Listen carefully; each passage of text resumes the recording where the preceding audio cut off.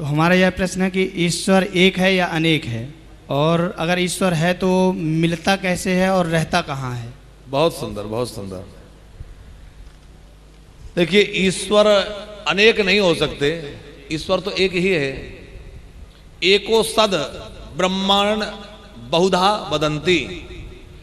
सत एक ही है, परमात्मा एक है, लेकिन विप्राह बहुधा वदंती। ब्राह्मण उसको अलग अलग रूपों में कहते हैं। ब्राह्मण विद्वान जन उसको अनेक रूपों में कहते हैं, ये है, ये है, लेकिन एकहो सद, सत्य रूप परमात्मा एक ही है। अब रहता कहाँ है? अग जग में सब राहत विरागी, प्रेम ते प्रभु प्रकृति जिमी आगी। तो ऐसा कोई स्थान नहीं है जहां वो नहीं रहता हो, और ऐसा भी नहीं है कि यहां ज्यादा है और वहां कम है, क्योंकि हरि व्यापक सर्वत्र समाना इसके अनुसार भगवान सब जगह एक समान रूप से व्याप्त है, कहीं कम और ज्यादा नहीं है।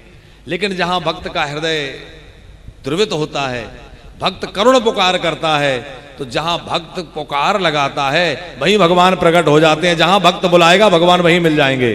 तो ऐसा विशेष स्थान नहीं है कि भगवान वहां मिलेंगे। जहां भक्त होगा, जहां बुलाएगा भगवान वहीं मिल जाएंगे। सर्वत्र है भगवान तो जी। और जब पूतना के प्राण भगवान ने खींचना चालू किया था अपने दुग्ध पानों के द्वारा, तो उनकी मृत्यु कितनी दूरी पर जाकर हुई थी उस जगह से? अब वहां नंद महल से कितने दूर तक पूतना भागी ये तो हमें पता नहीं है, लेकिन भागवत जी में लिखा है त्रिगव्यूति अंतरुद्रमाण। 3 गव्यूति की भूमि में वो गिरी, तो महल से बाहर जाकर के। अब वो कितने दूर जाकर गिरी, क्योंकि गोकुल जाते हैं तो वहां तो वो लोग कहते हैं कि यहीं पूतना का शरीर गिरा। तो 3 गव्यूति माने होता है 18 किलोमीटर। पूतना का शरीर 18 किलोमीटर लंबी जगह में गिरा। अब वो कहां कहां गिरा वो तो यहां ब्रज के संत ही अच्छे से बतला सकते हैं। आपको कुछ पता होगा तो आप बतलाइए। बाकी नंद महल से बाहर बगीचे में जाकर गिरी।